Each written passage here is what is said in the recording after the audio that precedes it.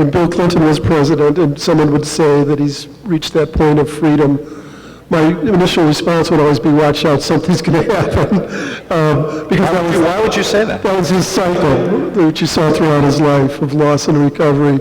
But with Barack Obama, it's a very different trajectory. So I want to ask you a question while we're talking about his approach and mindset. Here's the unanswered, this is the question that I have yet to answer, and you, having done such wonderful and exhaustive work, and anybody who hasn't read David's book on Obama really needs to. I know it's sitting out there, so you have a great opportunity.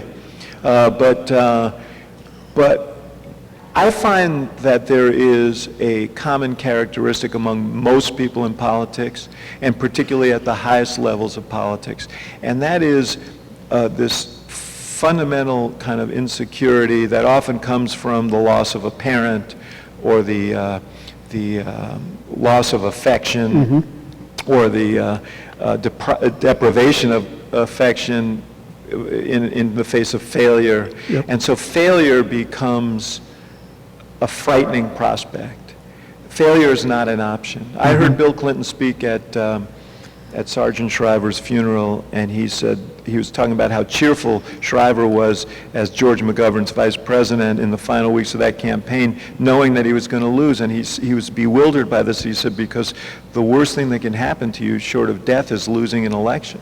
Yes. And everybody laughed, and then they stopped laughing because they realized, holy smokes, maybe he's serious. Right. He was. Barack Obama would never, ever even joke about something. It wouldn't even occur to him to joke about this something. is the way I describe that, and I'll use Bill Clinton as the contrast with it.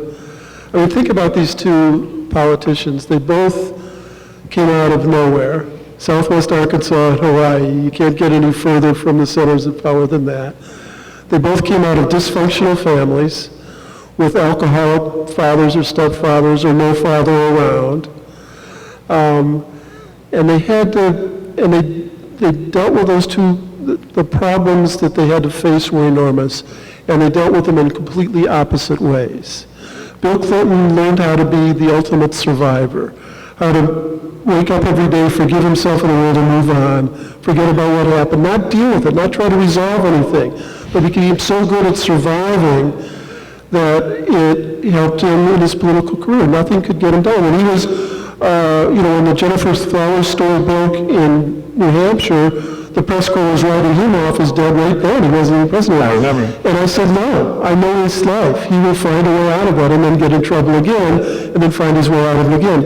It's that's how he dealt with that dysfunction of his early childhood, by becoming such a brilliant survivor and needing people so much. And so, he would call up a friend to come over and watch him do a crossword puzzle because he couldn't stand to be alone and he couldn't stand to lose. And all of that got him these incredible political skills, which got him into the White House and then got him into trouble in the White House. And out of trouble and in trouble and out of trouble. I remember that too. Barack Obama, coming out of very similar circumstances with the added dilemma of who am I, a biracial kid in a racist society, trying to resolve that issue too. In my opinion, really spent 8 crucial years of his life, from leaving Hawaii to Occidental to through the first period in Chicago, figuring himself out. And he did, to the degree that any human being can become a quote-unquote integrated personality, he did. And he didn't need people to do that. He did it internally. He did it by himself with really hard introspective study of humanity, of history, and of himself. And he came out of that period less needy than almost any politician I've ever encountered, and you know that better than I do. And that's for better and worse. But that confidence, that skill, and a little bit of the macho basketball stuff too, which we can get into later,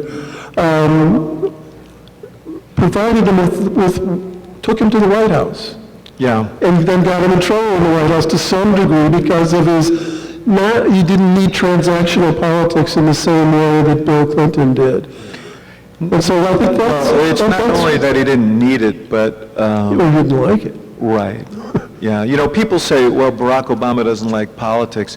That's not true, actually. He actually really loves being with people. Yes. Being on a bus trip through Iowa or Ohio with Obama was just a great time, and he was exhilarated by it. But in Washington, you know, they mistake that. It's not that he doesn't like politics, he just doesn't like them. You know, and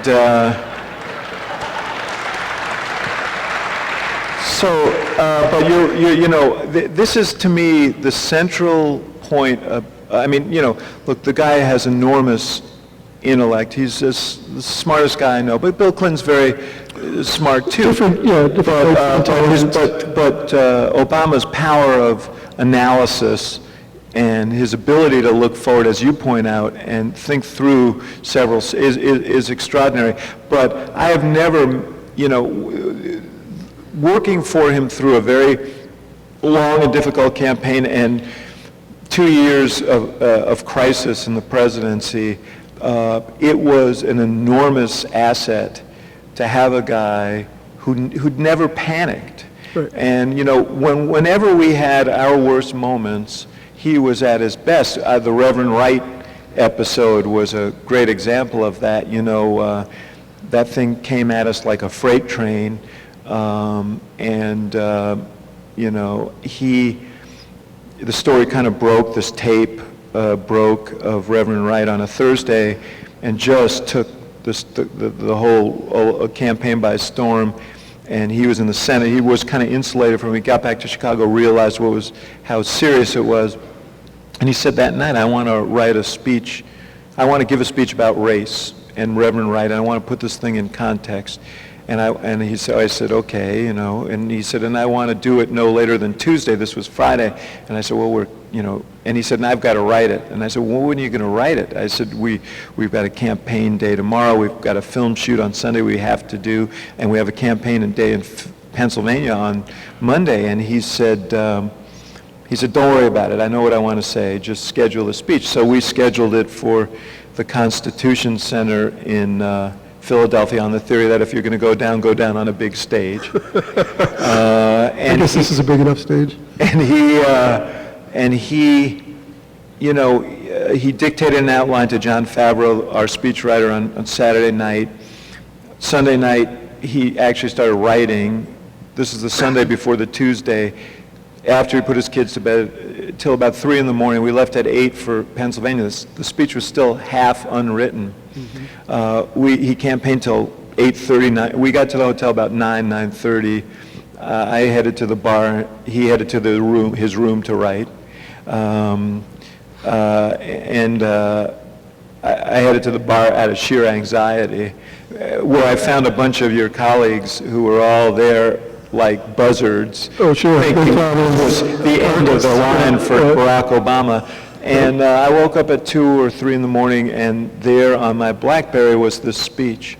And I scrolled it down in the dark. I was standing in the dark reading this thing, and I emailed him back, and I said, this is why you should be president, because under this enormous pressure, he produced this really thoughtful, powerful, and very genuine speech. And when we got to the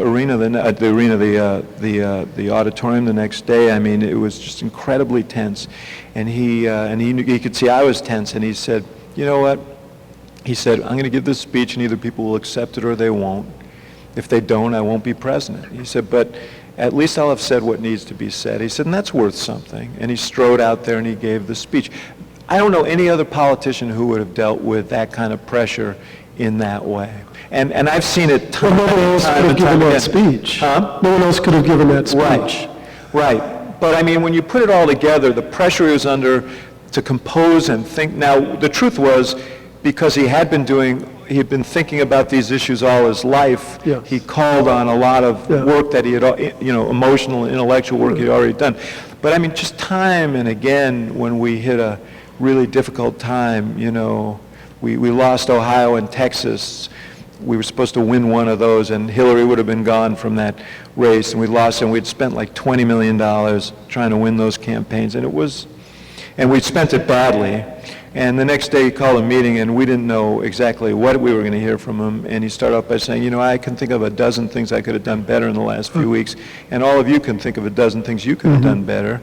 And he said, so let's not focus on that. Let's focus on what we've learned from this. And at the end of it, he's leaving after a very productive 2-hour meeting, and he turns to us and he said, now I want you to know I'm not yelling at you. And he took another couple of steps and he said, of course, after blowing $20 million in 2 weeks, I could yell at you. He said, but I'm not yelling at you. And he walked out the door with a smile on his face. And, you know, everybody in that room would have run through a wall for him. Sure.